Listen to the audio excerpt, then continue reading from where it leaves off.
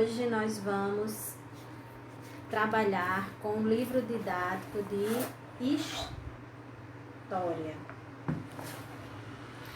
E a última vez que nós trabalhamos com história, nós estudamos um pouco sobre os espaços. Nós ocupamos vários espaços e na cidade tem vários espaços. Vimos que temos o espaço público, o espaço privado e o espaço doméstico, que é as nossas casas. Os espaços públicos são aqueles onde eu tenho livre acesso, onde eles são gerenciados, quem cuida da manutenção deles são os governadores, prefeitos, como as praças, como as ruas. E vimos também as escolas públicas, os hospitais, os postinhos de saúde, eles são espaços públicos que são a manutenção deles, quem mantém eles é o governo, é o prefeito, são os prefeitos, né, das cidades. Mas vimos também que em alguns espaços públicos, como eu citei agora o hospital, eles têm algumas regrinhas que a gente tem que seguir, como os horários de funcionamento, as roupas adequadas para usar nesse ambiente, né? Então, ele é público, mas ele tem normas. Vimos também os espaços privados, né? Que citamos as escolas particulares como um espaço privado, o shopping, um espaço privado, as lojas de brinquedo, loja de roupa, loja de material de construção, esses são espaços privados. O que quer dizer que não é o prefeito, não é o governador que vai manter aquele espaço. Cuidar para que as paredes fiquem limpas, cuidar para que o chão fique limpo, não é eles. Ali eles têm um dono ou uma empresa que toma conta deles. Mas vimos também que nesses espaços, por exemplo, no shopping, ou no supermercado, ele é privado, mas ele é de livre acesso. Ou seja, eu, tia Jeane, vocês, crianças, podem ir no supermercado, no horário de funcionamento, comprar alguma coisa que vocês queiram. Vocês podem ir numa loja de brinquedo, com sua mãe escolher um brinquedo. Lá é de livre acesso, desde que você vá no horário de funcionamento e que tenha din-din para poder comprar, né? E o espaço doméstico, que é a nossa casa, a nossa moradia. Né? Vimos que essa questão de moradia, de procurar um abrigo e um lugar para se viver, vem de muitos anos, quando os homens ainda usavam cavernas para se abrigarem. Então, hoje, nós vamos falar justamente sobre esse espaço, as moradias. E vamos ver que existe vários tipos de moradia. Não existe só um jeito de moradia, existe vários tipos de moradia. Então, agora eu vou mostrar, né? Vocês vão pegar o livrinho de vocês na página 18 do livro de história e vão acompanhar comigo alguns tipos de moradia que ele vem mostrar. Antes eu vou mostrar a imagem de algumas moradias, até mesmo algumas que não aparecem aqui no livro, para mostrar para vocês as características delas e o que diferencia uma da outra. Vamos lá? Numa cidade pode existir vários tipos de casas, vários tipos de moradias, não é verdade? Então, se você caminhando pelas ruas de Parelhas, vocês podem observar que as casas são diferentes. Tem casa de todo formato. E essa imagem que eu estou mostrando é de uma casa construída de tijolos. Essa casa a gente costuma chamar, como no livro fala, ela é térrea. O que quer dizer isso? Quer dizer que ela só tem um andar. Não tem casas que tem 2 andares, que a gente, um primeiro andar, que tem. Então, essa casa, a gente chama de térrea, ela só tem um andar, ela é feita de tijolos. É uma casa comum, tem muitas delas parecidas aqui.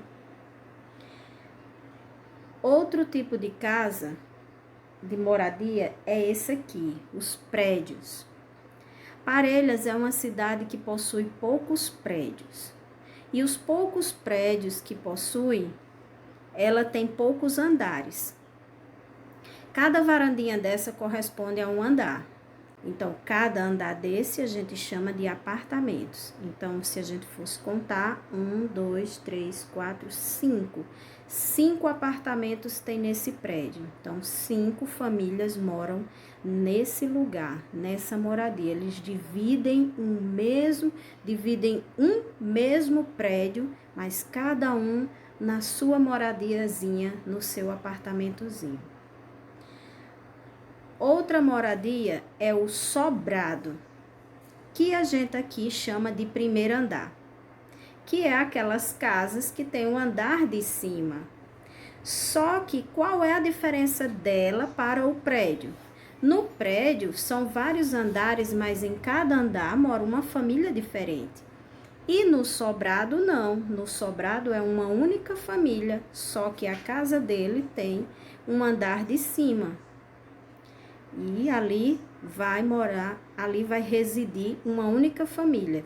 Tem casas assim que embaixo é cozinha, sala, banheiro e em cima são quartos. Então, no livro eles mostram essa casa como sendo um sobrado. Essa imagem aqui é um barraco. São barracos. Há muitas habitações precárias no mundo. Muitas pessoas não têm condições de construir uma casa de tijolos, não têm condições de morar em um prédio, né, de alugar um apartamento ou comprar um apartamento para morar, ou até mesmo um sobrado, né, que é aquela casa chiquérrima de primeiro andar. Então, muitas famílias moram em barracos, então elas utilizam restos de madeiras, resto de papelão, de plástico e constroem barracos. Essas casas são muito comuns em periferias. Aqui em Parelhas eu não conheço nenhuma casa assim, mas se vocês conhecerem, depois vocês podem me falar, se vocês já ouviram falar de alguma casa construída aqui em Parelhas, né, feita de madeira nesse estilo de barraco. Essas casas geralmente não tem banheiro, não tem água encanada, então eles não têm quarto, é apenas um vão para famílias muitas vezes grandes, em um número grande. Então é o lado triste da vida, né? Agradecer a Deus todos os dias, como a gente agradece na salinha, pela nossa casa, pela nossa família, pelos nossos pais, porque se não fosse eles para nos dar uma boa moradia, não é? A gente poderia estar vivendo numa situação dessa. Então, lembrar sempre de agradecer a Deus pela sua moradia. Esse outro formato de casa é uma casa indígena, né? Os índios, eles constroem suas casas com materiais da natureza, com palha, com madeira, com folhas. Então, essa daí é um exemplo, não quer dizer que todo índio constrói a casa nesse formato não, viu? Esse aí é apenas um formato de casa indígena. Os índios, geralmente, eles moram todos juntos. Toda a família mora junto. Pai, mãe, primo, prima, sogro, sogra, é tudo misturado. E a casa do índio também não tem divisória. Ela é só um compartimento gigantesco e eles dormem de redes. As redes são amarradas em madeiras que eles colocam para sustentar as palhas. Então lá é diferente da nossa moradia, que é dividida com paredes, né? E o último modelo é esse aqui. essa casa que é construída em cima de rios, ela é chamada de palafita. Ela é muito comum lá na região do norte do país, ali na Amazônia, lá no Pará, no Acre, nesses estados onde tem muitos rios. Então, as pessoas constroem suas casas em cima de estacas. Para que essas estacas? Para quando o rio encher, não entrar água nas suas casas e não levá-las. Então, eles constroem em cima dessas estacas que são fincadas lá no fundo do rio, bem firmes. Hoje, essas casas são pouco comuns, mas alguns moradores que ainda moram à beira do rio, à margem dos rios, eles ainda fazem suas casas de palafita para se proteger. Muitas delas também são construídas para abrigar os animais na época de enchente. Eles colocam os animais aí dentro, vaca, porco, ovelha, coloca bastante alimento para eles se manterem durante todo o inverno. Então, quando acaba o inverno, eles retiram os animais dentro da casa. Então, esse modelo de casa é chamado de palafita. Então, aqui no livro de história de vocês, na página 18, o texto vem falando que a casa é um lugar de convivência, em que as pessoas estão ligadas pelo afeto, pela vida em comum, pelo parentesco, né? Então, em todos os lugares do Brasil, há uma grande variedade de moradias. Cristiano mostrou algumas delas, e aqui na página 18 a gente vê a moradia feita de tijolos, né? Lá no estado do Paraná, casa no município de Tibagi, essa casa branca, ela é feita de tijolos e ela é térrea, não tem um andar em cima.